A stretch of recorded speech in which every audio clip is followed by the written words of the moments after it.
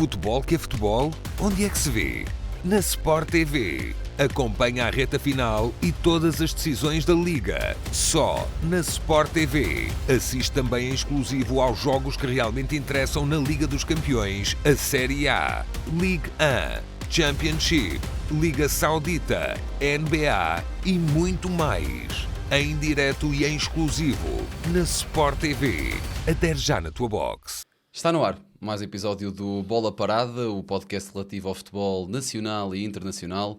Na vossa companhia, as mesmas três vozes do costume. Eu, Miguel Peixe, juntamente com o Afonso Pereira e com o João Silva. Colegas, bem-vindos. O Bola Parada que está de regresso para falar dos temas mais mediáticos do nosso futebol, numa semana onde tivemos toda a gente a cumprir os seus resultados.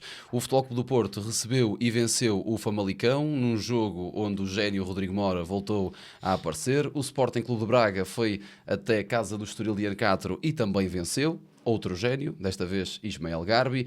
As equipas da segunda circular, tanto Sporting e Benfica, Sporting em casa e Benfica fora, este que tinha provavelmente o jogo mais complicado da jornada, também cumpriu e foi a Guimarães vencer o Vitória por 3-0. Colegas, hoje convido-vos a fazermos isto de uma maneira diferente. Vamos começar pelo Norte, para além de falarmos do Futebol Clube do Porto, vamos também falar um bocadinho do Braga e do Boa Vista, porque o Boa Vista acabou por vencer o Farense esta semana e aquecer aqui a luta pela manutenção, ou pelo menos a luta pela ida a play-off. E numa segunda parte vamos ao Sul e falar das equipas da segunda circular. Numa primeira instância temos o Futebol Clube do Porto, que foi, a par do Boa Vista, das primeiras equipas a jogar no Norte esta jornada. O Porto recebeu e venceu o Famalicão, uma equipa do Famalicão muito interessante, a meu ver, e o Porto sentiu, parece-me, bastantes dificuldades. Rodrigo Mora apareceu para resolver. João, o que é que achaste deste jogo e o que é que o Porto podia ter feito melhor que não fez para poder combater o Famalicão de forma diferente? É mais um grande jogo de Mora. Na semana passada falámos do miúdo. Lançámos até um clique para acerca dele e acabámos por resumir, parecia, ou adivinhar aquilo que ia acontecer. Mais um jogo em que o rapaz é importantíssimo, resolve o jogo praticamente sozinho. Um jogo em que o Porto diria eu, se calhar bastante fraco, com pouquíssimas ideias. Um jogo sempre muito partido. Nós até estávamos a ver e comentámos isso várias vezes. Parece que o Porto não consegue adaptar-se a esse sistema tático, porque tem sempre um jogo muito partido. O meio campo nunca consegue progredir com bola, porque estão sempre muito sozinhos, e os próprios centrais, não sendo centrais, parece que andam ali perdidos. Os próprios alas ou estão muito abertos ou fecham demasiado dentro e não dão a opção de linha de passe. Portanto, eu acho que o Porto anda um bocadinho perdido naquilo que é o sistema tático de Anselmi. E o Famalicão conseguiu aproveitar isso mesmo. Acho que o Famalicão faz um jogo muito interessante. É um resultado que podia até facilmente ter dado um empate. O Famalicão está ali bastante perto de o fazer. Naturalmente com o golo, acho que todos sabemos que foi um chouriço, como nós costumamos dizer. Um golo a André Almeida. O jogador queria que centrá-la para a área e ela calhou de surpreender o Diogo Costa. Não concordo com o que as pessoas dizem, que o guarda-redes é mal batido. Eu acho que ali a bola vai muito rente à trave e é muito difícil para o guarda-redes, até porque ele próprio é traído pelo gesto do jogador angolano, porque ele queria centrar na área e acaba por colocá-la na baliza. Portanto, até o próprio guarda-redes acaba por ser enganado pelo gesto do jogador de Famalicão. Mas o Famalicão faz um jogo muito, muito interessante. Tem ali jogadores, como já falámos, com bastante qualidade, como o Gustavo Sá, o próprio Arana, o espanhol. Portanto, é uma equipa que se conseguiu bater muito bem frente ao Futebol Clube do Porto. Mas lá está, aparece o menino, o gêniozinho ali do Futebol Clube do Porto, mais uma vez a resolver. É o segundo jogo em que ele aparece e resolve. Estamos a falar de um miúdo de 17 anos. Portanto, acho que o futuro é risonho e acho que já começo, e acho que falo por todos, já começamos a prever que nos próximos meses poderá chegar a convocatória. É isso que ia perguntar. Já merece uma convocatória para a seleção? Pelo menos eu acho que estar lá nos convocados para começar a ganhar espaço, eu diria que sim. Eu não sei. Eu acho que vai depender muito. É assim, Tem-se muito este cariz, e eu acho, também ia fazer aqui uma pergunta sobre o Mora, tem-se muito esta questão de miúdos que aparecem novos, assim irreverentes como o Rodrigo Mora, como apareceu o João Félix há uns anos, nós falamos disso até no último episódio. Tem-se muito esta questão de querer colocar rapidamente neste patamar, como se meteu o Giovanni Kenda, e depois até houve uma série de discussões e opiniões sobre o miúdo, quando é que era ou não lançado. Eu acho que é interessante lançar, e acho que estes miúdos devem ter, ou pelo menos ter espaço para dar os primeiros passos no contexto de seleção, acho que isso é importante. Agora, já não sei, porque há tanto talento em Portugal, tanto talento para jogar do meio campo para a frente, e não só do meio campo para a frente, mas principalmente do meio campo para a frente, que este Rodrigo Mora é muito bom jogador, mas nós temos tantos bons jogadores em Portugal, e também tantos jogadores com tanta qualidade a jogar tanto dentro como fora de portas, que eu não sei. Mas depois também vês ali alguns jogadores que se calhar a convocatória deles já se torna assim um bocadinho quase por arrasto e por falsas promessas do género. O jogador até jogou bem no último torneio, ou jogou bem na última vez que foi convocado, ou é um jogador que outrora já jogou bastante bem. Portanto, eu acho que nós temos a começar a olhar para a atualidade. O jogador que está em melhor forma é o que é convocado. Mas isso é o que nós já pedimos para a seleção há muito tempo. Mas já sabemos que a seleção de Roberto Martínez é como se fosse um clube. É isso. Eu até ia dizer na questão, por exemplo, o Rodrigo Mora para mim é convocado se a base da escolha for, por exemplo, não vamos retirar um Francisco Trincão, que é um jogador que está em grande forma e que passou a época toda a jogar ao mais alto nível no Sporting, até ser um pouco abono de família, entre aspas, a par de Gyökeres. Eu digo abono de família porque nunca se lesionou e jogou sempre. E vamos retirar um João Félix, que é um jogador que nós sabemos que tem um certo estatuto na seleção, mas que é nível exibicional este ano. Neste momento convocaria mais rapidamente o Mora do que o Félix. É isso, ou seja, do meio campo para a frente, se queremos olhar para novos nomes, temos que retirar aqueles que de facto a nível exibicional estão fracos e não aqueles que... Não estão a acrescentar. Porque o Francisco Trincão, todos nós sabemos que o estatuto de seleção é zero. Pois. Porque esse tipo de jogadores, o próprio Pote, não vai ser convocado porque lesionou-se, mas se tivesse feito uma época como fez a época passada, de certeza que estaria nas opções, ou mereceria estar nas opções. Esse tipo de jogadores não tem estatuto. Ou seja, esse tipo de jogadores não se pode olhar para eles e ok, se este jogador não tem estatuto, vamos tirá-lo para meter o Rodrigo Mora.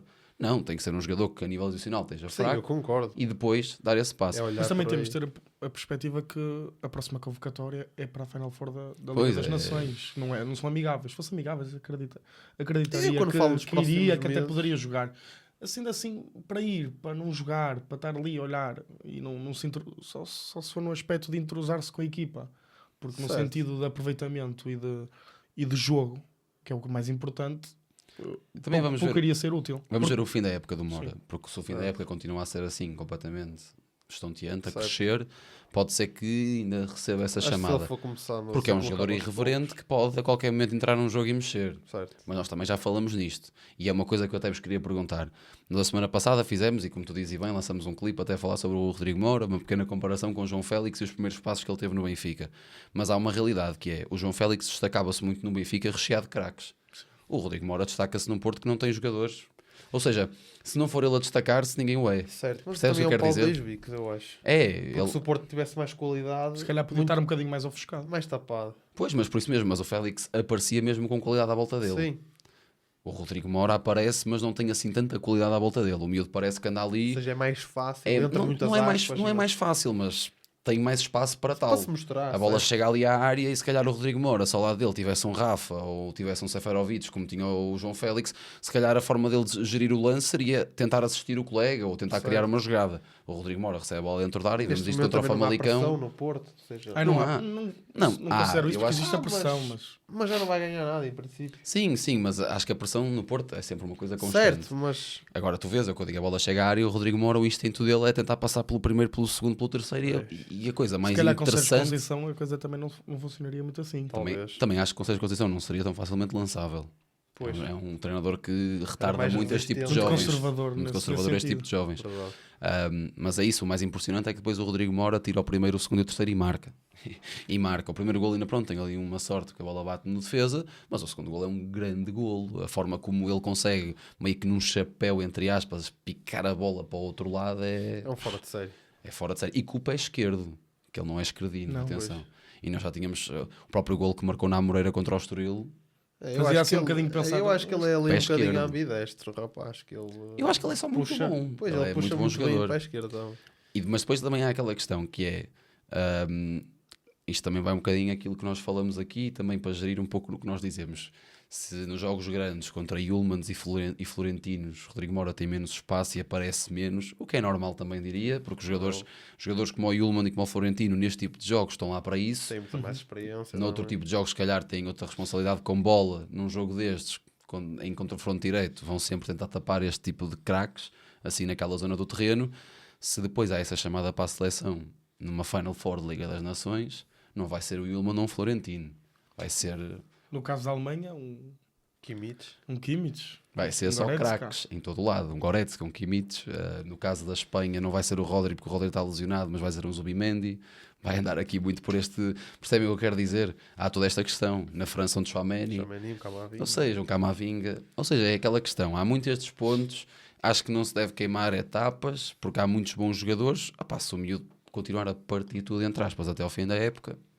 Certo. É começar a introduzi-lo aos poucos. O mais importante é que não queimem, é que não o metam por um jogador que não tenha estatuto. Isto acho que é a mensagem. Acho que é o mais importante. A substituir por alguém que não faça sentido ir à seleção neste momento. Sim. Relação ao jogo do Porto, eu concordo com tudo o que disseste. Acho que o Afonso igual. Foi um jogo muito fraco do Futebol Clube do Porto, com o Famalicão, que eu próprio e nós dois vimos esse jogo em conjunto e comentamos antes do jogo que esperaria aquilo, que não seria um jogo fácil para o Porto contra uma equipa do Famalicão que vai crescendo nos últimos tempos, uma equipa muito interessante, com jogadores muito interessantes. Nós próprios já tínhamos falado aqui até quando o Famalicão vai a Alvalade jogar com o Sporting e mencionamos aqui alguns nomes, o Seixco, o Gustavo Sá, o Aranda e Sorriso, Topic, jogadores interessantes que o Famalicão tem naquela equipa, e acho que o Porto se resume um pouco a isso. Para além do Futebol Clube do Porto, nesta luta pelo pódio, temos o Sporting Clube de Braga, que também teve o brilho de um jovem, Ismael Garbi. Já não é a primeira vez. Esta época tem crescido nesta equipa de Carlos Carvalhal e rodeado de mais jovens. Afonso Patrão foi titular. Esta equipa bracarense vai dando o seu espaço e parece estar muito consistente. Acima de tudo, parece-me isso, é uma equipa que está consistente e que não tem medo, porque jogar ao Estoril não é assim tão fácil. O Porto teve dificuldades há pouco tempo e o Braga decidiu o jogo em 20 minutos, com 2 golos de Garbi. O que é que vocês acharam desse jogo? É mais um miúdo com muito talento em Portugal? Se vai ficar cá por muito tempo ou não? Se vai fazer parte de um género de satélite? Sabemos que o Braga tem esta ligação ao PSG, o próprio Garbi vem do PSG. Sim. Acham que é um jogador para também ficar cá há algum tempo e ser valorizado pelo Braga, ou um jogador para dar um salto rápido, porque é um jogador com talento e acho que todos nós destacamos isso e percebemos isso? Sim. Em relação ao Garbi, sem dúvida que é um tratado, é um jogador que tem ali uns pezinhos de craque. Se calhar o mental não é assim tão forte, mas se calhar foi para isso que veio para aqui para Braga. Quero também dar aqui uma palavra a Carvalhal, já tinha dito, não sei se foi na semana passada ou há 2 semanas, mas estamos perante um Braga completamente diferente daquilo que começou a época. Esperávamos que fosse um Braga em decadência, um Braga que até se calhar disputasse ali o 4º, 5º lugar com o Vitória, porque o Vitória começou um campeonato muito bom, nomeadamente na Europa, mas a equipa minhota conseguiu dar a volta por cima, conseguiu bons resultados, boas exibições. Também conseguimos mostrar aquilo que é o produto da sua formação, como o Afonso Patrão, como mais tarde iremos ter o miúdo dos cabelos, como é que ele se chama? O Ruben Furtado. O Ruben Furtado o também. Xisumba, que apareceu. O Xisumba, que também tem feito esta metade da época, a segunda metade da época, muito, muito interessante ali na ala esquerda. E é isso, também quero dar os parabéns ao Carvalhal, à equipa do Braga, também que tem jogado muito bem. Em relação ao jogo com o Estoril de Ian Castro é uma equipa bastante difícil, nomeadamente a jogar em casa, uma equipa que gosta de ter bastante de bola, e a facilidade com que o Braga conseguiu acabar, entre aspas, com o jogo é de enaltecer. A equipa do Braga neste momento joga com muita qualidade, diria que é sem dúvida, merece o 3º lugar. E confiança, acima de tudo.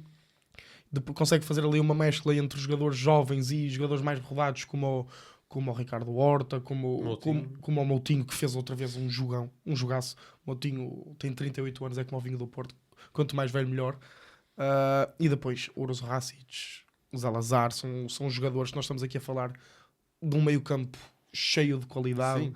De uma frente de ataque fortíssimo. De uma frente de ataque também cheia de qualidade, com o Afonso Patrão agora também a se evidenciar. A defesa também fica um bocadinho ali a desejar. É sempre o problema do Braga, todos os anos acaba por ser sempre. Temos visto isto. Já no passado tinha uma grande equipa e a defesa ficava um bocado a desejar, mas é sobretudo isso, a realçar a evolução daquilo que tem sido a equipa do Braga, a qualidade do futebol, porque não são só os resultados, a equipa joga bem, faz jogar, dá gosto de ver o Braga jogar, sem dúvida. E é curioso até falares aí do nome de Racites, que nós falamos dele quando ele veio para o Braga, muito por aquela questão de como é que o Braga ia reagir agora, principalmente à saída de Bruma, e nós falamos disso, que era um jogador muito importante para o projeto e para a equipa. E a de Salazar também. Sim, a própria de Salazar, que depois acaba por ficar, mas olhamos para isso e para a forma como o Braga ia reagir a essas duas saídas importantes, e o Racites é aquele jogador que vai para fora, vem, mas tem sempre qualidade. Veio para cá para o Famalicão há uns anos, mostrou qualidade, depois deu o salto. Foi ao Valência, veio ao Braga, agora voltou a sair, voltou para o Braga. É um jogador muito bom jogador e tem sido muito importante neste Braga também, num meio campo, lá está, com muita qualidade. João, como é que tu viste esse jogo e este crescimento de Carvalhal? Olha, acho que o Afonso toca num ponto muito interessante, que é mesmo a evolução da equipa de Carvalhal. Nós já há pouco tempo falávamos que era uma época muito má para o Braga, porque não iria vencer nada, eliminado de forma se calhar precoce das competições europeias. Falávamos que se houvesse um ano para o Braga poder ser campeão, que seria este, porque os três grandes estavam um bocadinho mais fragilizados. Apareceu tarde este Braga, este Bragão. Sim, este Braga aparecia mais cedo. O que é certo é que o Braga tem um crescimento muito interessante num curto espaço de tempo. Quase de uma semana para a outra começa a jogar um futebol muito interessante. Se bem que também, atenção, desculpa interromper, mas também tivemos aqui uma coisa que foi, tivemos um Porto que oscilou a época inteira e que não teve um rumo, anda sempre aqui nesta volta, um Sporting que caiu muito, voltou a subir mais ou menos com o Rui Borges e também andou aqui, mas tivemos também uma estabilização do Benfica, que isso no início da época não aconteceu tanto com o Roger Schmidt, depois com o Bruno Lage quando começou também andou ali um pouco aos papéis. Aquelas grandes noites europeias do Benfica estabilizaram a equipa a certo ponto, a própria...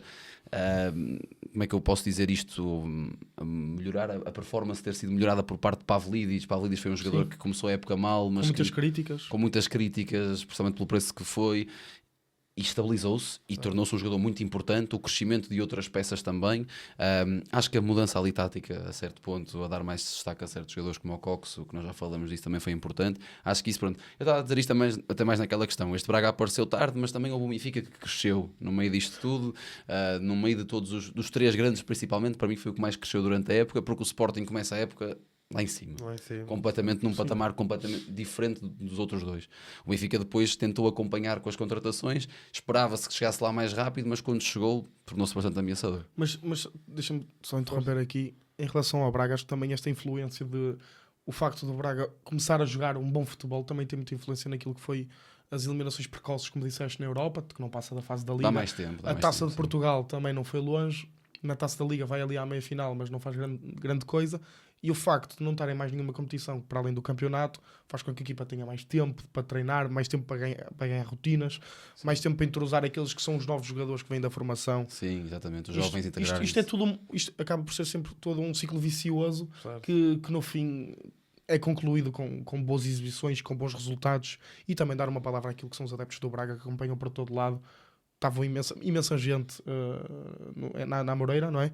E dar uma palavra também a isso, aos adeptos do Braga, que têm estado sempre em todo lado com a equipa, apesar do mau início da época, até pelo menos ali em fevereiro, o mau campeonato do Braga.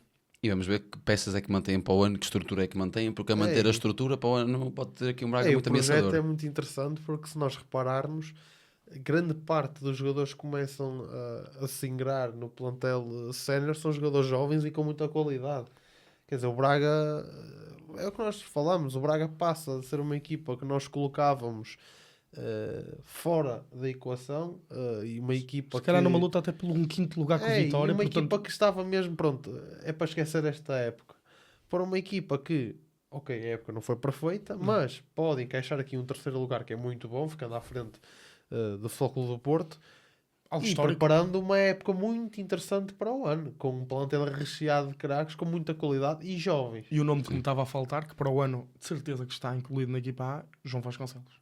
Sim, esse ainda vai jogando, Falta o Diego Rodrigues, também é muito bom jogador no meio campo. Não faltam, nós estamos aqui até amanhã a falar de bons jogadores da formação do Braga, que nos últimos anos já nos habituou a lançar, a aparecerem bons jogadores vindos do Braga, mas este ano parece que estão todos a aparecer assim de repente. Sim, uma fornada assim tão grande, não é assim... Se calhar a falta de opções de jogadores mais rotinados ali na equipa principal força a entrada de novos jogadores. De facto foi isso, até foi bom. Sim. Estão a aparecer jogadores que se calhar de outra forma demorariam mais a aparecer, ou até andavam por aí emprestados e até podiam ser, ter um potencialzinho desperdiçado. João Marques, que está emprestado no Gil Vicente, também vai voltar a Braga.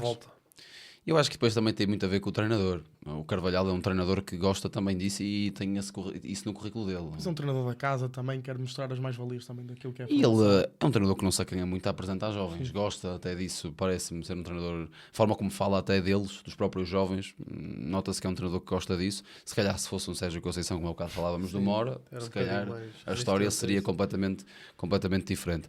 Mas bem, para terminarmos aqui esta primeira parte do lado nortenho, temos um Boa Vista que venceu em Faro o Farense de José Marreco. O Farense que é muito difícil compreender a época da equipa de Faro, principalmente pelos nomes que tem no plantel, um plantel recheado de bons jogadores, a par até do AVS, que não é uma equipa assim com tantos nomes. O Farense estranhamente está lá em baixo e isso acho curioso. O Boa Vista, naturalmente, que é algo normal, tendo em conta aquilo que é o início de época e a história do Boa Vista esta temporada, mas a realidade é que a estreia de Stuart Baxter foi exímia, no sentido de ser perfeita, 1-0, venceu e voltou a acender a luta pela manutenção e a luta pelo play-off, com Joel Silva a decidir. E, meus amigos, se tínhamos dito que o Boa Vista se salvava e íamos pedir uma camisola autografada a Bozenic, não sei se vamos ter uma camisola autografada pelo jogador da equipa boavisteira, porque este, se já não está nos Estados Unidos, está quase. É verdade. Um jogo em Faro impróprio para cardíacos. Duas equipas que estão ali nos últimos 2 lugares, a precisar de pontos urgentemente. O Boa Vista, que tinha perdido a semana passada, e o Farense também tinha ganho numa deslocação fora ao Estrela. Um jogo ali que começou, no meu ponto de vista, demorou ali um bocadinho a perceber-se o que é que iria sair dali. Acaba o Boa Vista por ser mais competente. As equipas respeitam-se no início, sim. Não achas? O Boa Vista acaba por ser bastante mais competente, acaba por ser defensivamente bastante sólido. O Farense a falhar muito, também nos habituou muito isso esta época, o Farense constantemente a falhar na parte da finalização, e uma vitória, eu diria que justa, da equipa de Stuart Baxter, a dar os 3 pontos à equipa do Boa Vista e a acender aquilo que é a última esperança do play-off. Ao Bozenic já não vamos conseguir pedir a camisola. Vamos ver. Aqui isso parece que está um bocado nós já falámos várias vezes dele e vai ter de ser ele que vamos ter que pedir a camisola. Porque Sidoano faz mais uma vez. Não, falar sério, mais um grande jogo. Não sei se vocês repararam, está na equipa da semana. Sim. Isso ainda não vi. Sim, tá. Faz outra vez um jogo. Nós por acaso também vimos esse jogo. Faz novamente um jogo exímio.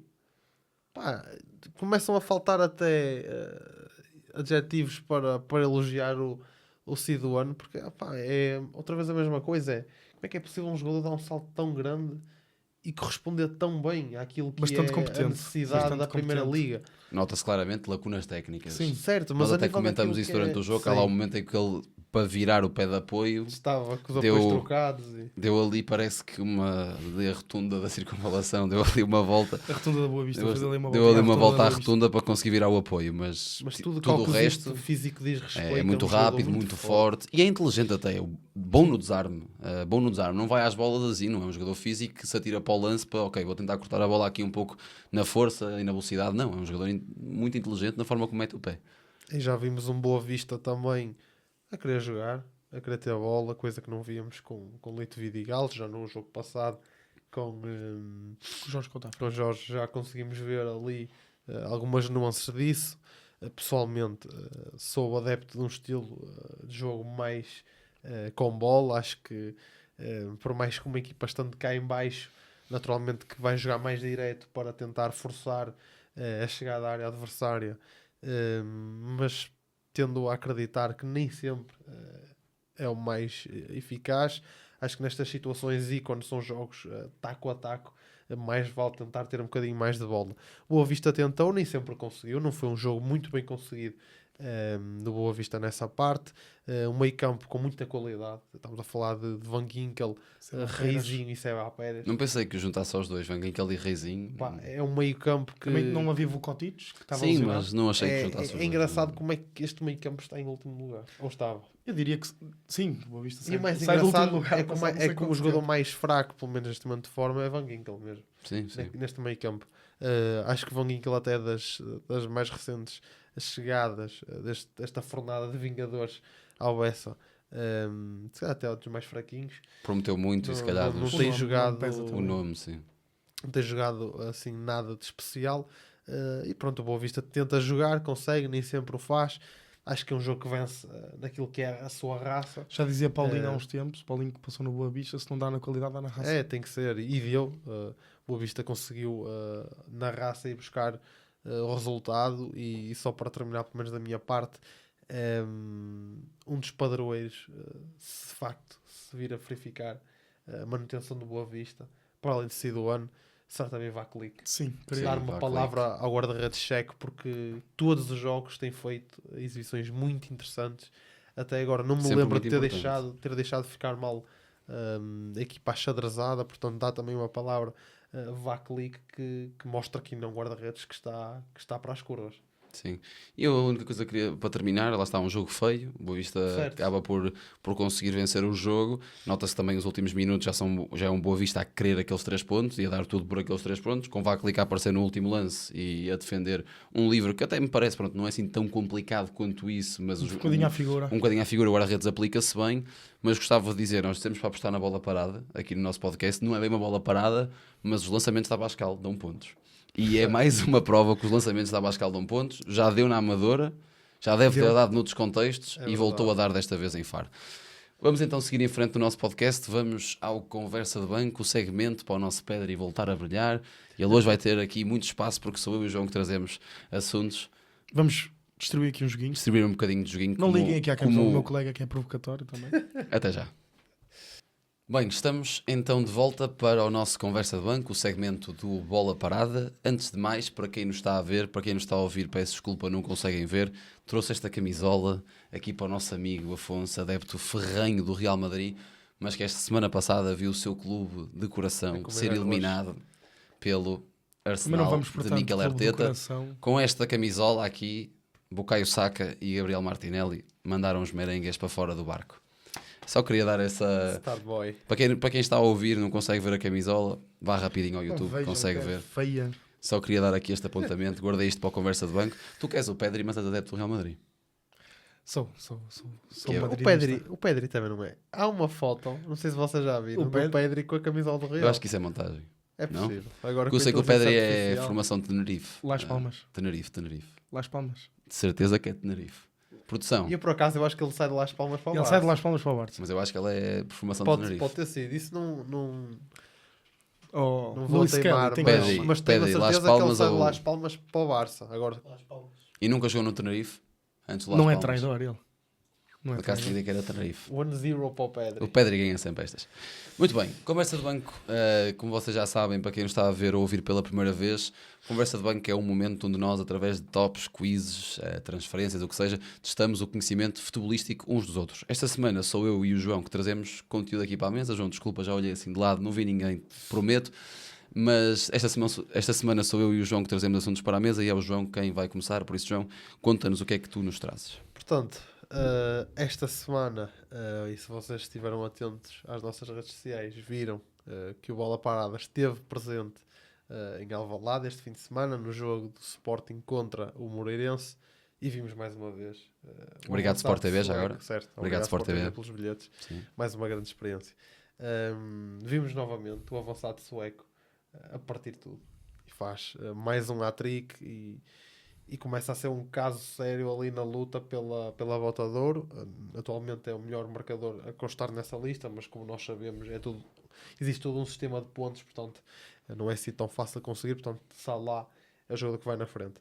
No entanto, já que temos um jogador de futebol português e chegou um bocadinho mais aos nossos ouvidos aquilo que é a Bota de Ouro esta semana, eu quis trazer então a perguntar-vos quem é que foram os botas de ouro no século XXI. Portanto, vão haver jogadores aqui. Os 25? Não há 25, é menos. São 14. Sim, são 14 24. Porque houve... Sim, não, okay. Há repetidos. Exatamente. É certo, aí que eu queria chegar. Há uns que a ganhar naturalmente mais do que uma vez. Portanto, no total, são 14 jogadores. Ok. Século XXI. Pode tirar já dois? Ronaldo e Messi. Portanto, Cristiano Ronaldo ganha em 2007, 2008, 2013, 2014 e 14-15. Messi ganha em 2009, 2010, 11-12, 12-13, 16-17, 17-18 e 18-19. Messi ganhou mesmo muitas. Pois, podes retirar da lista o Suárez. Suárez ganha 2 vezes. 13-14 e 15-16. Erling Haaland. Haaland. 2022, 2023. O Immobile. 19-20. Ele achava que este ia demorar de ser. O Jardel. Jardel, olha, pensava que vocês demorar mais. É verdade. 2001, 2002. Michael Owen. Michael Owen, não. Harry Kane. Harry Kane foi o mais recente vencedor da Bota de Ouro. 2023, 2024. Lewandowski. Exatamente. 2 vezes seguidas. 2020-21 e 21-22. Ou seja, quantos é que já foram? Portanto, vocês acertaram Ronaldo e Messi.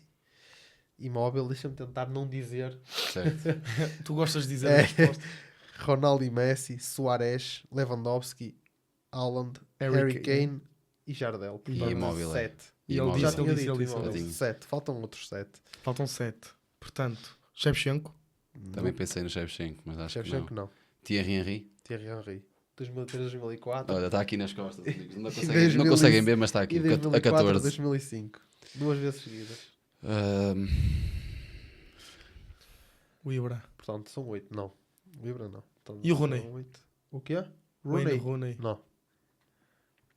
Há ingleses aí? Sem ser o Kane, claro. Já estás assim? Havia. Já estás a pedir dicas? Já disseste. O Harry Kane. Já estás a pedir dicas? Já estás Queres que eu comece a destruir? Não, tens de começar a destruir, já estás a pedir dicas. Agora. Vocês foram aí para Temos que pensar em a América Latina. goleadores natos. Pois é, mas isto é do século XXI. Século XX. Ronaldo Fenómeno. Não. O Adriano? Olha, era uma boa guess, o Adriano. Mas há aí um argentino. Aí. Não. Não há mais nenhum argentino? Era o Messi só. Ele, para dizer sul-americanos, é brasileiros. Por acaso não. Forlan. Jardel. Forlan. Diego Forlan ganha 2 vezes. Em 2004, 2005 No United? e 2008, 2009. Exato. Atlético. Não, ganha com o Villarreal Com o Vila Real. e com o Atlético. E não quero estar a dizer completamente. Não, vou dizer as neiras. Não, acho melhor não. Ia dizer Rude Van Nistelrooy, mas acho que não entra neste. Não, mais neira. Era um... Portanto, neste momento, vocês já disseram, então, 8. 9, porque acertaram agora o Forlan. Portanto, faltam 5. Del Piero. Não. Seria bom, sim. E o Mas- Totti? Totti. Totti está? 2006, 2007. 26 golos. Há uns ou outros que é mais complicado. É, porque tens que pensar em goleadores e depois tiveste o Ronaldo e Messi que andaram aí badalados. O ano do Jonas foi com quem? Falta algum alemão. Não. E pode haver aí algum nome completamente fora da caixa. Assim, um bocadinho. O Immobile. Mais difícil de vocês chegarem lá, naturalmente. Epá, Africanos, há africanos. Eu na minha cabeça- chegaria. Não. Eu na minha Não há cabeça, africanos? Não. eu na minha cabeça anda aí um da Liga Espanhola. Porque é que eu tenho ideia que há um jogador da Liga Espanhola que marcou muitos golos numa época e que... Pois, Precisamente. eu acho que há assim... Eu tenho ideia disso, agora quem... Tenho ideia que houve um jogador numa época que partiu tudo Portanto, a marcar golos. Recapitulando, eu acho que vocês já acertaram. Portanto, Fernando Harry Kane, Torres. Haaland, não. Haaland, Lewandowski. É um da fora da caixa. Liga Eu Espanhola acho que fora da vocês caixa. já só faltam mesmo 3 desta minha lista. Pronto. Odeio Judas. Portanto, vou-vos só dizer quais são os anos. Portanto, falta-vos o jogador, o Bota de Ouro de 2000, 2001, Pois, de 2002, 2003 são os mais. e de 2005, 2006. Ok, esse 2001, 2002 ou 2002, 2003 não é um jogador do Corunha? Pois. O brasileiro? Não, até vos posso dizer que nós falamos numa das deslocações a vermos um jogo, acho que foi do Tirsense contra o Benfica. Nós, enquanto estávamos a ir para o estádio, eu falei-vos deste jogador que marcou muitos golos no Deportivo. Do Corunha, sim. E vocês? Mas eu acho que vocês não conheciam. Eu lembro-me do brasileiro, era Não. Marcelinho. Era Marcelinho. Marquinhos. Como é que se chamava o jogador brasileiro? Não era. Mas como é que se chamava? Agora estava só... Do Deportivo. Ai, fugiu-me Não era agora. do Jalminha. Jalminha. Jalminha, é isso. Estás a falar, se calhar, daquele jogador que falhou o penalti, aquilo que nós também conversamos, isso foi de Jalminha. Que falhou o penalti Não, no falhou o jogo. penalti nos anos 90. E Certo, saiu foi logo do antes. Deportivo. Pá, eu não sei quem é, por acaso. Esse jogador homem Deportivo. é do Depor, não é? É. Vai ter que ser aqui o Pedri. Holandês? Aí, holandês. Eu disse-vos da outra vez, mas eu acho que vocês não conheciam. Este vai ter que ser aqui o Pedri. Não. Roy McKay. Não sabia. Não falamos. Falamos, sim, eu lembro perfeitamente. Eu já tinha ideia que era Depor, mas não... 29 golos. Falar nisso, não há nenhum Dennis Bergkamp? Não. Nesse século não. Portanto, os últimos que faltam não há nesse século. é Não, 2001 e 2005, 2006. 2, 3, 5, 6? Não, 2000, 2001 e 5, 6. O McKay foi 2, 3? 2, 3. Luca Toni. 2005, 2006. Campeão do mundo. O homem do... Sim, dá. Luca Toni. Então, é verdade. 0 e 0, 1. Já sacou aí o Imóvel e o Luca Toni não são fáceis. O Imóvel andou na luta com o Ronaldo. Falta-vos o primeiro botador do século. 2000, 2001. Quem é que foi? Posso-vos dizer que era um jogador muito interessante, peculiar, digamos assim, e vence a botador numa liga muito pouco convencional. Na Bélgica. Não. Holandesa. Num grande clube, atenção, clube enorme, mas numa liga muito pouco convencional. Vais daqui é a nossa. Não, mais fraca do que a nossa. Um clube grande? Clube enorme. Roménia. Não, também. Um clube enorme. Enorme. Escócia. Celtic. Larson. Henrik Larsson, O terror dos bobisteiros. 35 golos. Sueco, Henrik Larsson. Craque também. Olha, mas este foi difícil. Mas é engraçado pensar porque a Escócia tem uma liga fraquinha, digamos assim. Sim, mas tem ali dois o colossos, Celtic e o Rangers. Sim. Não sei se vocês já tiveram essa curiosidade de ver, mesmo a nível de estruturas, de estádio e tudo. São estádios enormes. Sim. Tem uma massa adepta enorme. O Derby Old Firm é dos melhores do mundo. É dos mais frenéticos do mundo.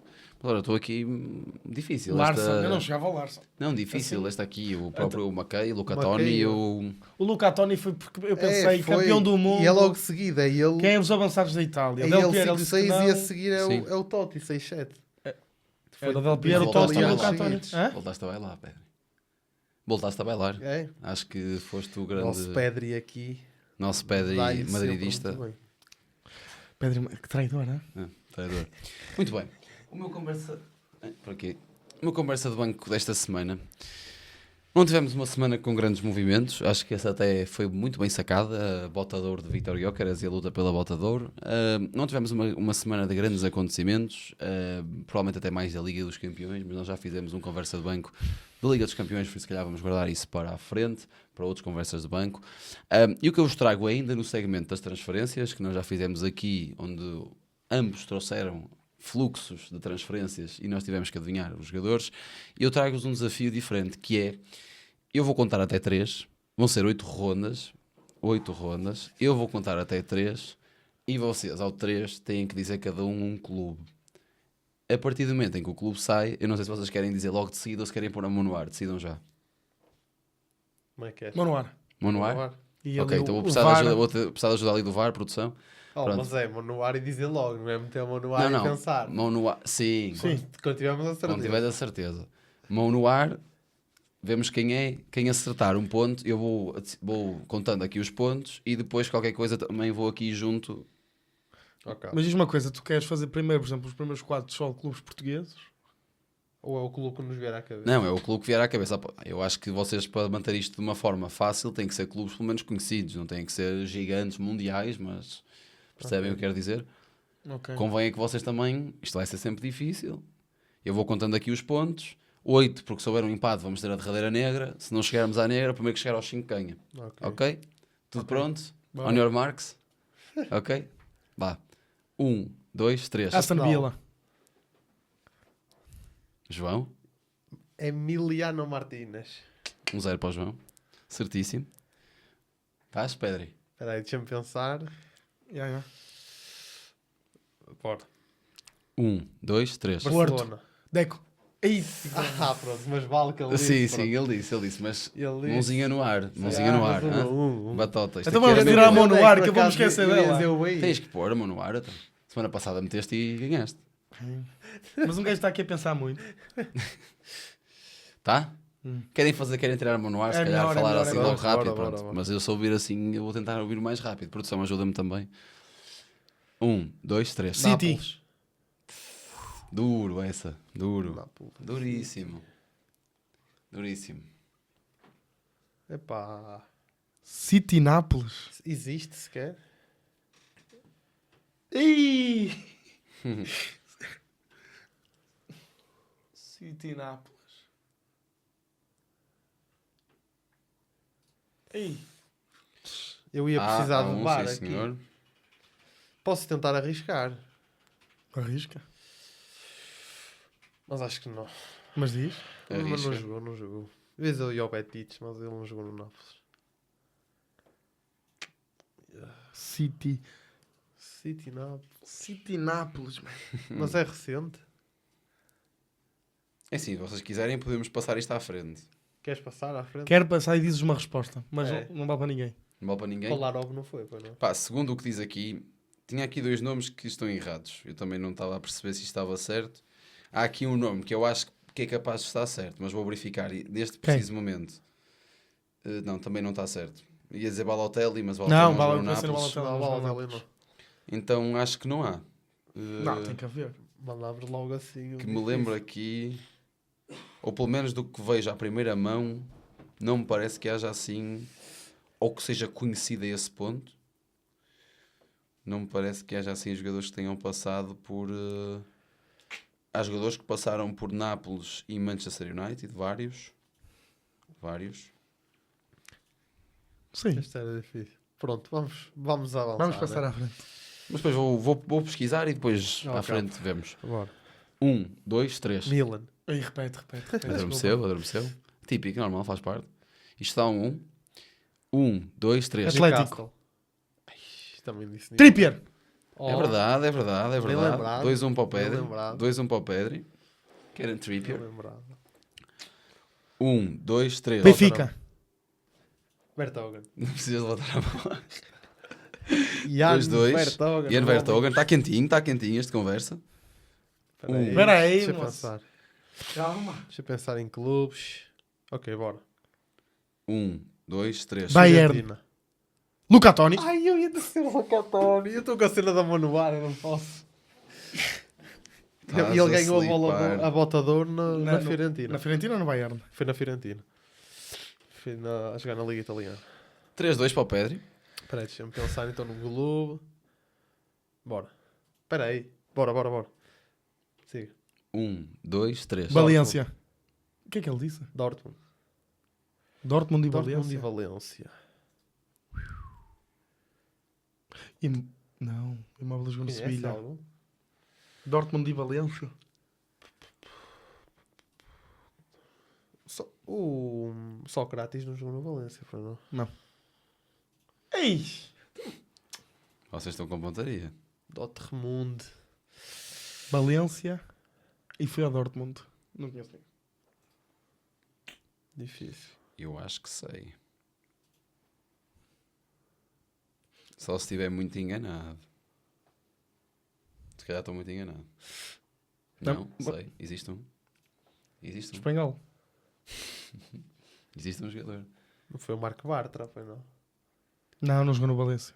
Eu acho que ele jogou no Barco Betis. Bartra. Não jogou no Valência nada. Jogou no Betis só. Betis e Barcelona. Yeah. Não é o Montoya? Montoya. Montoya é o lateral do Barcelona. Yeah. Não. E Não jogou o no- Negredo não jogou no... Existe um ponta de lança. Espanhol? Zaza! Não. Não. Querem passar à frente? Quero. Vocês não Passamos chegaram à lá? frente, mas diz lá. Paco Alcácer. Ei, a paiseira. Paco Alcácer jogou no Valência e no O Dortmund. homem. Vai. 3-2 para o Pedri. Calma. Ok. Bora. 1, 2, 3. Juventus. Sporting. Ronaldo. Ronaldo. Também digo logo. 4-2. Sim, também foi aqui um crossover fácil. Não é?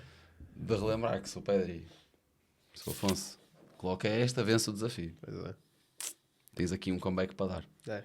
Tens que acertar os próximos 2. 1, 2, 3. Braga. Inter. Braga e Inter. Inter e Braga. Como é que ele se chama? O argentino que jogou no Braga.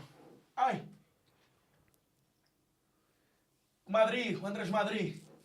Eu ver lá isso.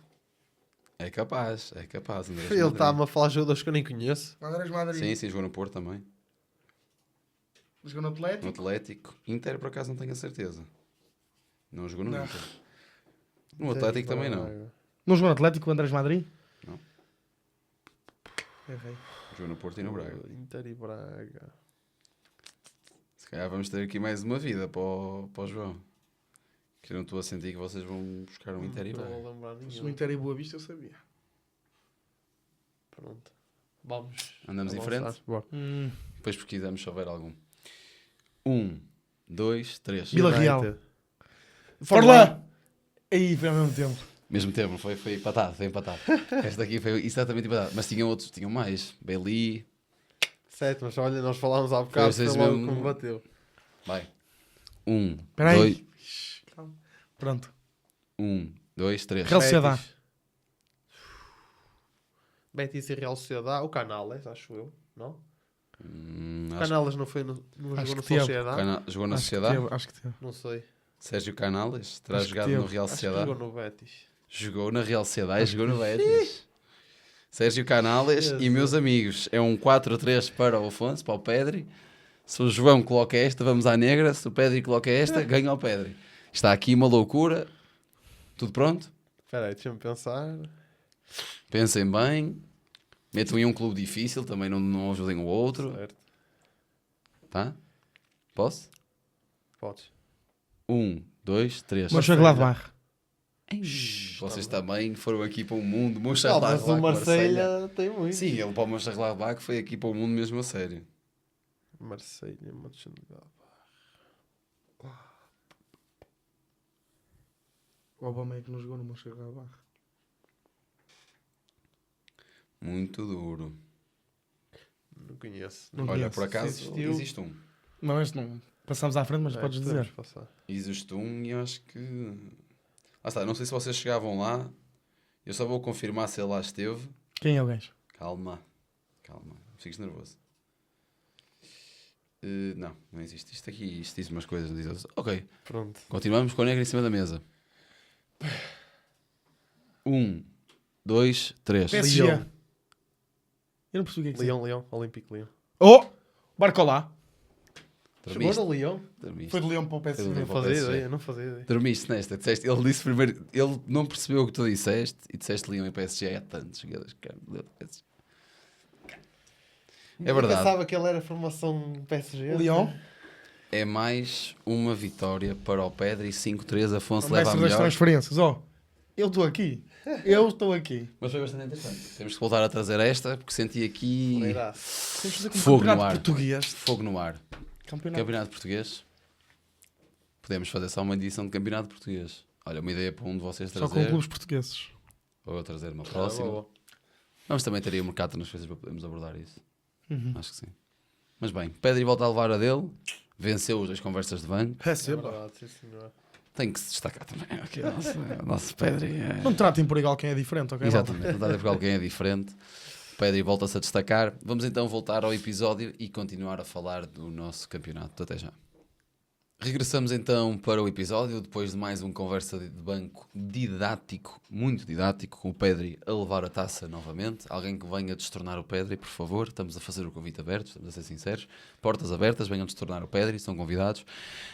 Dentro daquilo que é o nosso episódio e de falarmos do que resta do campeonato português, guardamos esta segunda parte para as equipas do Sul, nomeadamente para as equipas da segunda circular, Sporting e Benfica, que venceram as suas respectivas jornadas e, neste momento, continuam ambos com os mesmos pontos no primeiro lugar da Liga Portuguesa. O Sporting em primeiro à frente do Benfica, apenas por causa do confronto direto desse jogo em Alvalade que deu vitória à equipa de Rui Borges por 1-0, na estreia até do treinador transmontano.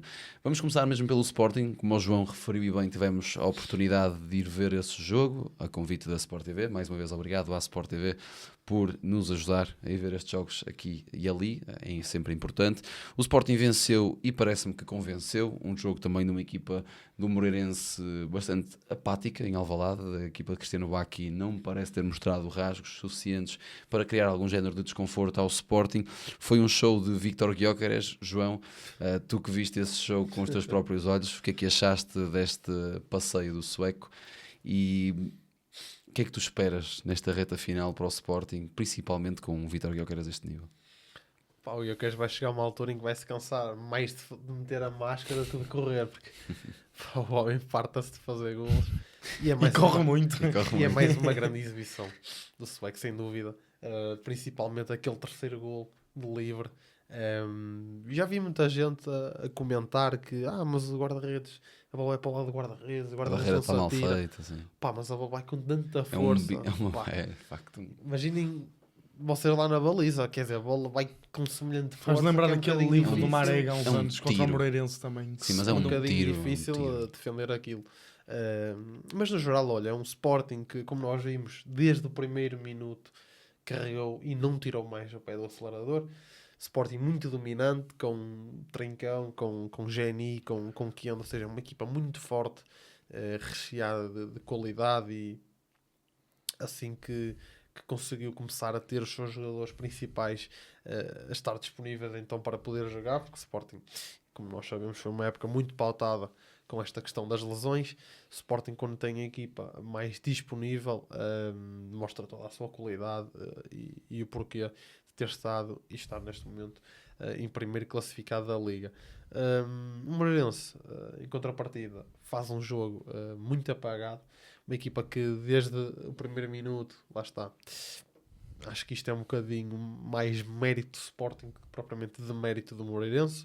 O Sporting entra muito forte e lá está, como eu disse, não tirou o pé mesmo do acelerador, e depois o Moreirense naturalmente que viu-se encostado às redes, e era sempre difícil para a equipa de Moreira de Cónegos sair em transição e sair a jogar. Até acaba por fazer aquele golo assim um bocadinho, parece que no lance caído do céu. Sim. Reduz o marcador. Depois já estar 3-1, há um lance também de cabeça que passou ali rentinho à trave, portanto também não falta muito para o Moreirense poder fazer o 3-2 e o Sporting podia tremer ali um bocadinho, mas o Sporting foi sempre muito superior. Portanto, é uma vitória que se adequou, e de que maneira é justíssima. Tivemos também o retorno de Pote de lesão, esse retorno também muito aplaudido pelos seus adeptos. Já vimos que de facto é um jogador muito querido pelos adeptos do Sporting, mas no geral o Sporting faz um jogo muito forte, está com o pé no acelerador para em direção ao título. Acho que vamos ter campeonato até ao fim, como já falámos, vai ser sempre muito taco a taco. Estou expectante para aquilo que penso que vai ser o derradeiro jogo, porque acho que até a penúltima jornada, também já só faltam mais duas, as equipas não vão escorregar, tanto o Benfica como o Sporting. Portanto, acho que vamos ver esse jogo, essa penúltima jornada, como possivelmente a jornada que vai ditar uma final, quase. Aquilo que será, exato, aquilo que será quem é que vai ser campeão então do nosso campeonato. Portanto, vai ser até ao fim, certeza. Foi de facto um jogo, eu até ia dizer, o Moreirense eu fico um pouco até mais estupefacto, no sentido em que não senti nenhuma individualidade. Pois é isso. Não senti uma equipa do Moreirense com alguma individualidade, ou pelo menos com um jogador que se tenha destacado. O Alanzinho ainda tenta ali. Sim, o Alanzinho vai ali na frente de vez em quando. Assim, uma equipa que constrói sempre a partir de Laurence Alfori, um jogador que já tem alguns bons anos de primeira e segunda liga, bastante rotinado aí no nosso campeonato. Até parece-me aquele que se evidenciou mais, única e simplesmente pela questão da bola passar sempre por ele, ser o primeiro jogador na primeira fase de construção, ou pelo menos a partir do momento em que a equipa quer construir. E depois acho que acima de tudo é um Sporting que tu disseste que está com o pé no acelerador para o campeonato, mas é um Sporting que tira o pé do acelerador nestes jogos. Ou seja, nota-se isso e nós vimos um Sporting que entra muito forte na primeira parte, com muita adrenalina, muita garra, todos os jogadores a querer chegar à frente. É Yulman que vai à linha cruzar para o primeiro golo, que se chega entre a central e lateral para o Giovanni Kenda lançar a bola. Ou seja, uma equipa muito disponível para tentar, de uma forma inicial, criar ali um desconforto e nós vantagem. Até falámos disso com as escolhas de Rui Borges, porque joga com o Maxi e com Kenda nas alas, portanto... Quer matar o jogo cedo, quer acabar com o jogo cedo, tirar qualquer tipo de dúvida de cima da mesa e fechar, não se calhar abrir asas como o Benfica se calhar deu contra o Arouca, no sentido mais de não querer perder pontos em casa numa fase tão importante da temporada. E acima de tudo depois lá está, é um Sporting que este conservadorismo que nós já falamos de Rui Borges continua a acontecer com muita evidência. O Sporting lança de novo Pedro Gonçalves para campo, mas uma equipa grande a jogar em casa em frente aos seus adeptos, um estádio lutadíssimo, que aos 75, 80 minutos lança Ricardo Jogaio, Mateus Reis e Ricardo Jogaio para o meio campo. Ricardo Jogaio para o meio campo e Jeremiah Santos Justo. É uma equipa que quer defender, não é defender, mas que quer aguentar o resultado, de ter mais controle com bola, não exagerar muito na forma como chega à frente. Não teve também, parece-me, que eu me lembro assim, grandes oportunidades claras de golo, ou seja, claras, jogadas criadas, com momentos criados, mas claríssimas. Lembro-me se calhar assim de 2 remates de Jenny Catamo que podiam ter sido definidos de outra forma, que acabaram por não acontecer. De resto, parece-me que é um jogo super controlado, com o Moreirense sempre a tapar buracos e a não conseguir. Lá está, teve esse período de 3, 4 minutos em que marca e depois podia ter feito o 3-2 de uma forma. Podia ter apertado o Sporting e podia ter feito tremer ali qualquer coisinha. O estádio, nós que estávamos lá, sentimos que o estádio também percebeu que houve ali um momento um pouco de tensão, porque vai abaixo e desliga um pouco ali a ficha quando cai o 3-1 e quando há o lance do cabeceamento. Mas acho que depois, a partir daí, o jogo foi controlando. Fresneda podia ter feito um grande golo.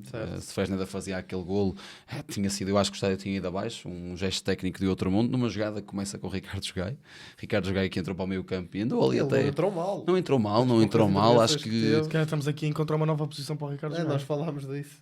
Nova posição eu não sei, mas que, é assim, ele é um jogador que, pelo menos o que se fala, e assim, aquilo que nós ouvimos dos bastidores, porque nós não temos acesso aos mesmos, dos jogadores, há muitos jogadores que falam muito bem de Ricardo Jogaio e que colocam o Ricardo Jogaio num patamar de grande inteligência de futebol, a nível posicional e com os pés, um jogador muito forte nesse sentido, que depois já teve alguns episódios na sua carreira que se calhar o deterioraram, principalmente ao nível mental ou até noutras questões. Teve o meio campo, pode ser uma posição interessante para ele, pode, porque é um jogador que, pronto, o problema do Ricardo Jogaio nunca foram os pés. Não. Eu acho que nós reconhecemos isso, é um jogador que nunca teve dificuldades nesse quesito. Agora tem outras questões que se calhar não ajudam muito à festa. O Sporting, que lá está, vence com tranquilidade, acaba por garantir esses 3 pontos. Do outro lado da segunda circular, a equipa de Bruno Lage viajou até ao norte para defrontar o Vitória, um jogo o mais aguardado da jornada, aquele que se esperaria o melhor jogo entre todos, e acho que também podemos concordar que foi de facto o melhor jogo da jornada. 3-0 para a equipa de Bruno Lage, a meu ver muito enganador e um resultado muito dilatado para aquilo que fez a equipa de Luís Freire. Afonso, desta vez começo por ti, como é que viste esse jogo dos conquistadores e qual é que foi a peça fundamental do Benfica para conseguir ter vencido por 3-0 num jogo onde não pareceu ter feito para tal? Um grande jogo em Guimarães. Um 3-0, como disseste, bastante enganador, porque o Vitória entra bastante bem na primeira parte, entra a carregar tudo, também jogava em casa, com o público a seu favor, aquilo que já nos habitou em Guimarães, como é óbvio. Uma primeira parte onde o Vitória carrega, realmente, como te falaste, do Sporting carregar no acelerador, o Vitória também o fez em casa, só que a equipa de Benfica com bastante experiência, como é, liderada por Otamendi, com jogadores bastante rotinados também naquilo que é o campeonato português, conseguiu se bater bem defensivamente naquilo que é o Vitória e de responder em contra-ataque, uma finalização bastante aprimorada daquilo que é o Benfica, uma transição ofensiva bastante forte, ali liderada bastante pelo lado esquerdo de Carreiras, também com o Aktürkoğlu a ajudar também na equação, e depois Pavlidis a mostrar que também é um bom finalizador, um excelente finalizador no caso.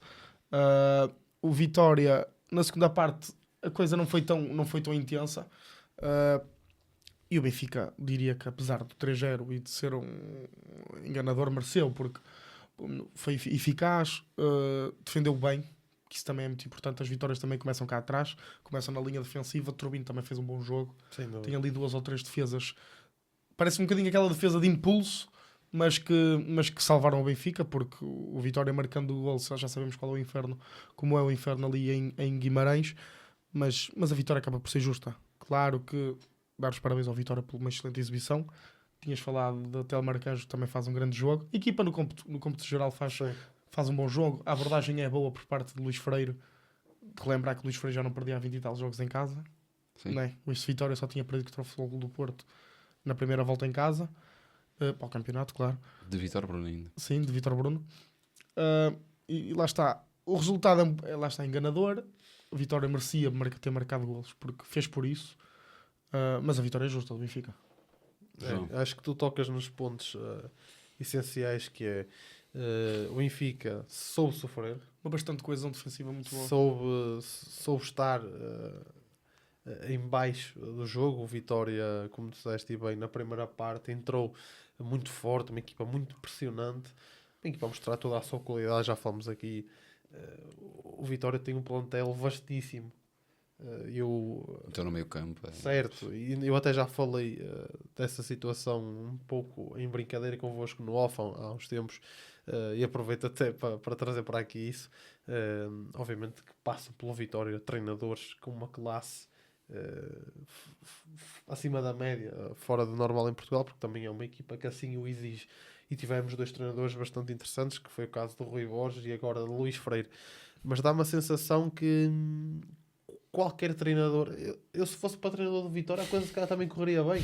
Isto no sentido que a estrutura está tão bem montada, há tanta qualidade. O plantel é muito interessante, sim. Que naturalmente que os treinadores têm que ter pulso e mostrar bom trabalho. E já dissemos aqui que Luís Freire parece-nos um bom treinador, tem aquela aura de treinador português, quase de Mourinho. Não sei se vocês viram quando ele fez aquela há uns tempos.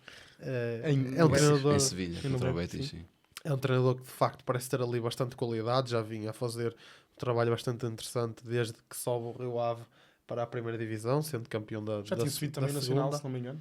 Sim. Portanto, mas isto para dizer o que eu acho que o Vitória tem uma estrutura ali tão coesa, um plantel tão forte, que qualquer treinador que vá para lá, a coisa naturalmente que vai correr bem. Deixa-me só acrescentar aqui que estamos a falar bem do Vitória, jogou muito bem, mas há sem dúvida um ponto menos, um ponto negativo nesta exibição, que é Bruno Varela. Sim. Que tem demonstrado que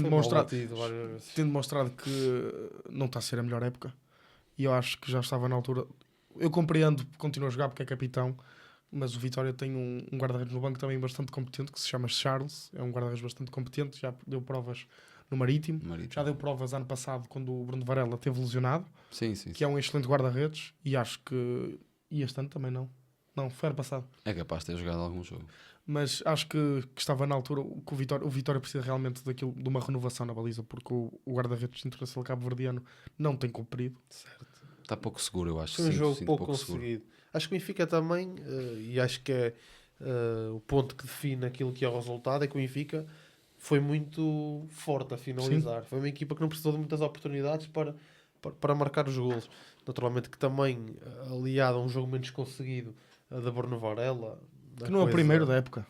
Certo, a coisa procedeu-se assim, mas também há aqui um pau de 2 bicos, como nós costumamos dizer. De um lado, um guarda-redes faz uma exibição muito fraca, e do outro, um super Turbin que faz muito possivelmente, e já não sei em que instância televisiva, penso que mesmo na Sport TV gostava a ver então um jogo e ouvir o relato televisivo, e diziam que muito possivelmente seria a defesa da época, quando ele defende aquele remate penso que é de Ramírez, o ponta-lança que vem do Nacional. Sim. Quando ele faz aquela em reflexo. E há uma num canto com o Filipe Relvas também. No livro. Que esse aí até seria para o 1-1. Eu acho que essa ainda é a mais importante do jogo. Porque ali na primeira parte o Vitória entra muito forte, o Benfica marca em contrapé, e depois o Vitória volta. Anda ali 5, 10 minutos, parece-me um pouco às aranhas, digamos assim, depois do gol do Benfica, a tentarem compreender o que se passou. Acho que é mesmo isso. E depois tem esse livro que essa defesa aí do Turbino tirou o 1 ao Vitória, e se o 1 cai ali em cima dos 35, acho que andava por aí o tempo, 35 minutos tinha sido algo muito complicado para a equipa do Bruno Lage. Ou pelo menos era o que parecia, a ideia que estava a dar o jogo. Sim, mas para terminar, então, acho que mesmo que o Turbine acaba por desempenhar um papel importantíssimo naquilo que acaba por ser o resultado. É um guarda-redes que nos tem vindo a habituar a esta época, que tem sido fulcral para os resultados do Benfica.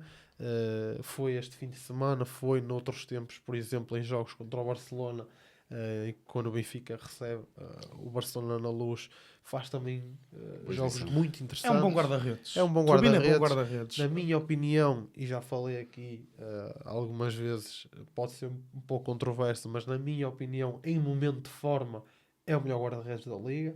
Diogo Costa, naturalmente, que estará noutro patamar, porque é um guarda-redes com mais nome, é um guarda-redes com mais provas dadas. Reconheço-lhe também mais valor do que Turbine, mas em momento de forma, ou seja, neste momento, quem eu acho que é o melhor guarda-redes a atuar na Primeira Liga, neste momento é Turbine. Mas se tiverem os dois em momento de forma. Diogo Costa. Mas olha que eu nessa equação também coloco o guarda-redes nacional, que tem vindo a defender muito. Mas não é qualidade, não é a mesma, mas é um momento de forma. Não estamos a falar de momento de forma. No momento atual, assim, até o Charles do Gil. O André do Gil. Agora falaste do Charles do Vitória. O André do Gil também é um grande guarda-redes. Já o ano passado. E o Vaclik. Também que entra. Certo, pronto. Mas em momento de forma, acho que Turbine é o melhor guarda-redes da Liga.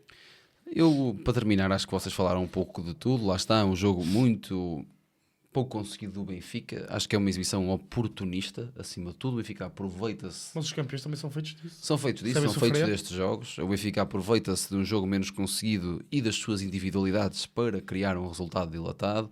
Também de alguns erros do adversário, mas acho que parte um pouco mais disso.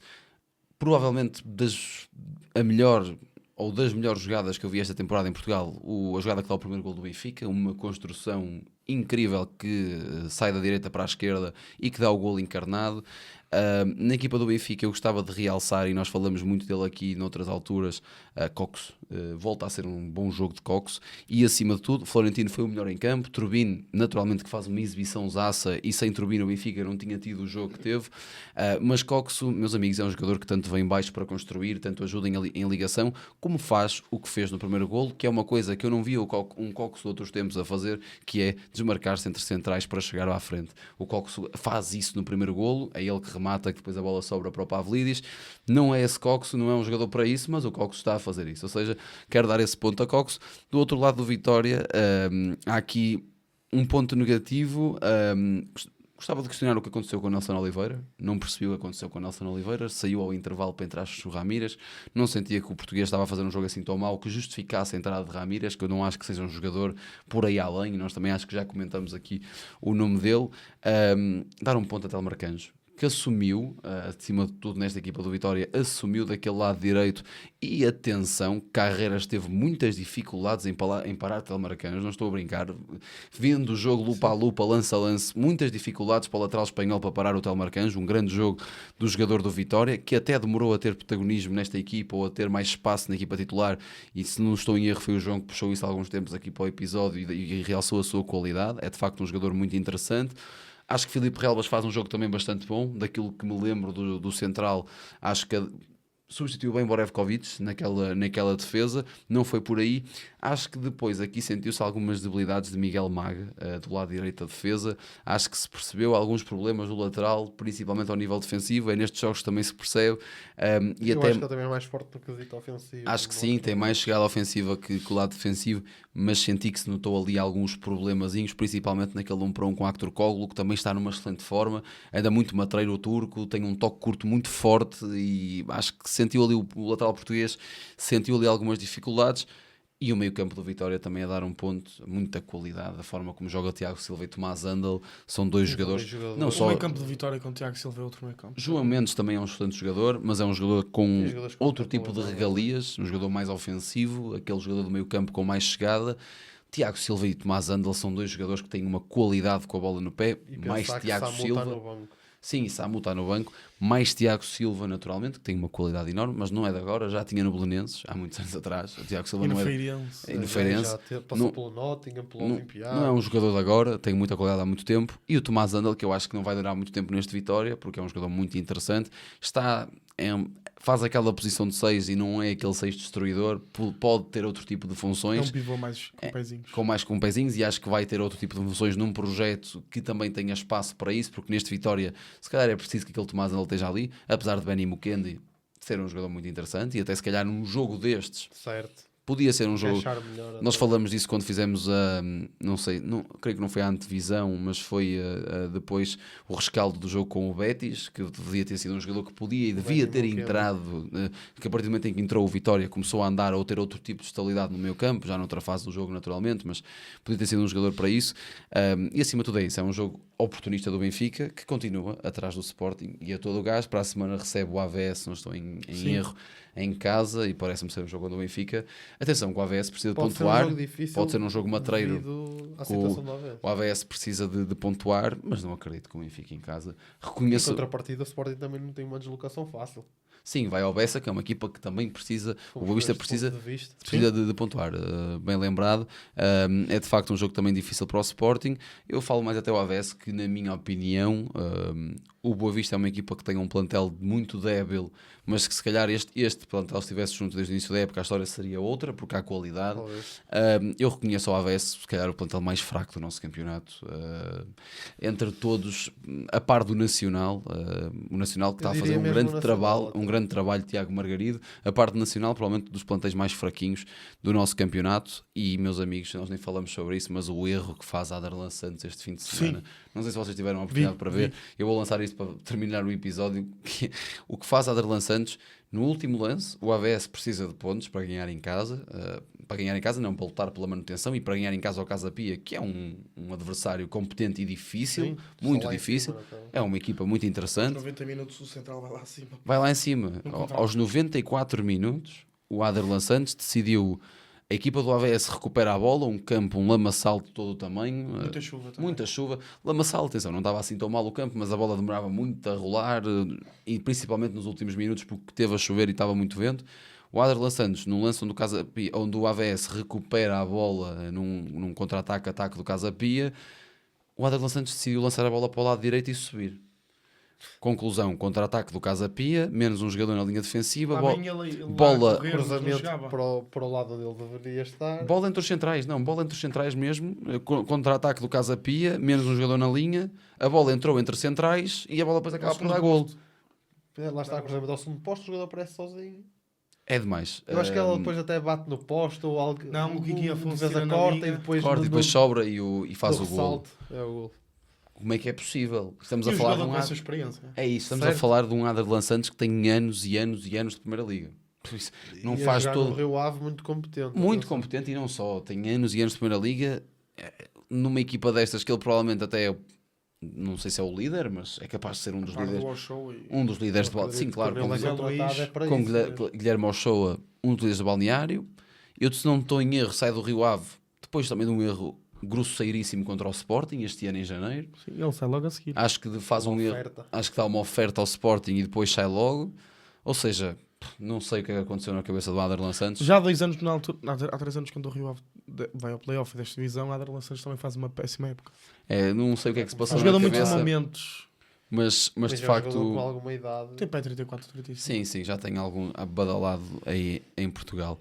Bem, queria rematar só o episódio com esta questão, porque foi de facto um momento que me ficou na cabeça. Sorriu o Boa Vista, que acabou por ver o Casa Pia empatar nos últimos minutos e manteve essa chama acesa. Colegas, da nossa parte vai ser tudo. Falamos um pouco de tudo mais uma vez dentro do nosso futebol e não só.